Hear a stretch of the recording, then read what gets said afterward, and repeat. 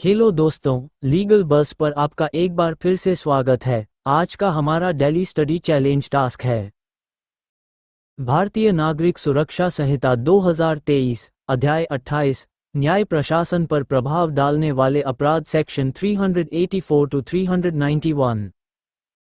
धारा 384 अवमान के कुछ मामलों में प्रक्रिया। अपराध का संज्ञान। यदि कोई अपराध भारतीय न्याय संहिता 2023 का 45 की धारा 210, 213, 214, 215 या 267 के तहत किसी सिविल, दंड या राजस्व न्यायालय की दृष्टिगोचरता में किया जाता है, तो न्यायालय अभियुक्त को अभिरक्षा में निरुद्ध कर सकता है। न्यायालय उसी दिन उठने से पहले किसी समय अपराध का संज्ञान ले सकता है। सजा और जुर्माना। अपराधी को ये बताने का अवसर दिया जाएगा कि क्यों न उसे इस धारा के तहत दंडित किया जाए। न्यायालय 1000 रुपये से अधिक का जुर्माना और जुर्माना ना देने पर 1 महीने का साधारण कारावास का दंडादेश दे सकता है। फैक्ट और रिकॉर्डिंग। न्यायालय अपराध के गठन से संबंधित तथ्य, अभियुक्त द्वारा किए गए कथन, यदि कोई हो, निष्कर्ष और दंडादेश को रिकॉर्ड करेगा। विशेष मामलों का रिकॉर्ड।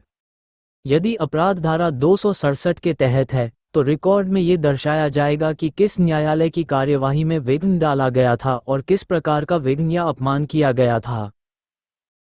धारा 385, जहां न्यायालय का विचार है कि मामले में धारा 384 के अधीन कार्यवाही नहीं की जानी चाहिए।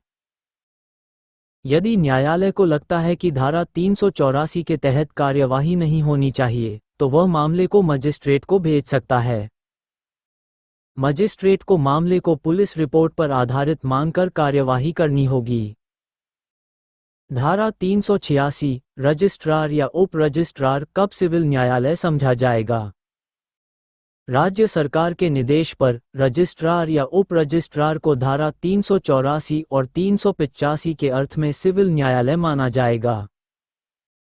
धारा 387 माफी मांगने पर अपराधी का उन्मोचन।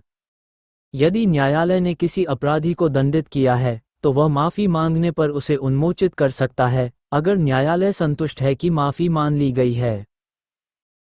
धारा 388 उत्तर देने या दस्तावेज प्रस्तुत करने से इनकार करने वाले व्यक्ति को कारावास या उसकी सुपुर्दगी।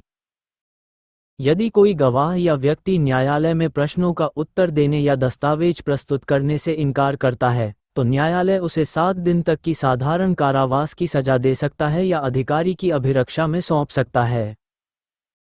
धारा 389 समन के पालन में साक्षी के उपस्थित न होने पर उसे दंडित करने के लिए संक्षिप्त प्रक्रिया। यदि कोई साक्षी समन के अनुसार उपस्थित नहीं होता है, तो न्यायालय उसे दंडित कर सकता है। न्यायालय उसे 500 रुपये से अधिक का जुर्माना लगा सकता है। धारा 390, धारा 383, धारा 384, धारा 388 और धारा 389 के अधीन दोष सिद्धियों से अपीलें। उच्च न्यायालय को छोड़कर किसी भी न्यायालय द्वारा दोषी व्यक्ति अपील कर सकता है। अपील न्यायालय निष्कर्ष को परिवर्तित या उलट सकता है या दंड को कम कर सकता है। धारा 391 कुछ न्यायाधीशों और मजिस्ट्रेटों के समक्ष किए गए अपराधों का उनके द्वारा विचारण न किया जाना।